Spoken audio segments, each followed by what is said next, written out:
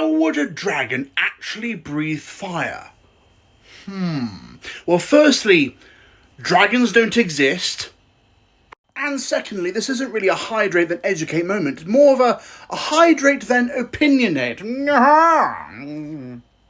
Now, another thing arises with this question is what kind of dragon, depending on the mythos, the fantasy, or the fiction tale that you are basing your dragon off, because, like I said already, dragons don't exist. But there are dragons that can fly, there are dragons that can swim, there are some dragons that don't breathe fire. I think some of the serpent dragons depicted in Asian mythology, they never breathed fire, they act like snakes. They would just wrap around their prey, crush it, and then swallow it whole. Also, those dragons didn't have wings, yet could still fly because of magic. Anyway, on to the fire. Now, for fire to exist, there needs to be three things: fuel, air, and a source of ignition, or a spark. Right, we've got all that out of the way, let's focus on three dragons so we can cover all of our bases. The three dragons are the dragons from Reign of Fire, the dragons from Game of Thrones, and Smaug from The Hobbit. So first of all, Reign of Fire, released in 2002, okay-ish movie, but the dragons is what we want to talk about. Now, the dragons in this film aren't exactly like traditional fire breathers. They don't exert a gas that is then ignited.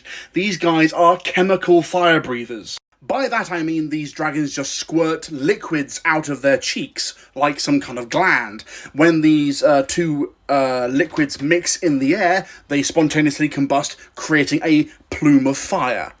Now on to Game of Thrones, and obviously we're going to talk about Dragon.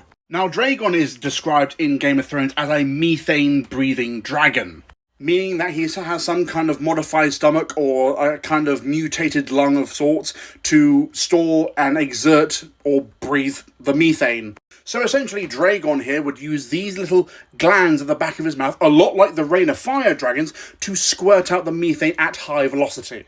And the ignition method for Dragon's breath is literally the force in which he is squirting out the methane. Just basic biostatic electricity that would build up as he squirts it, and then as soon as it comes into the air, spark and boom, fire. And finally, Smaug. Now, I would describe Smaug as a furnace dragon, meaning that he has some kind of biological furnace built into his body. So he stores and ignites the fuel within his body and then just controls the flow of fire through his mouth, as this clip suggests. As we can see there, he ignites his stomach and boom! So there you go, 3 examples of 3 different dragons and how they could breathe fire if they existed.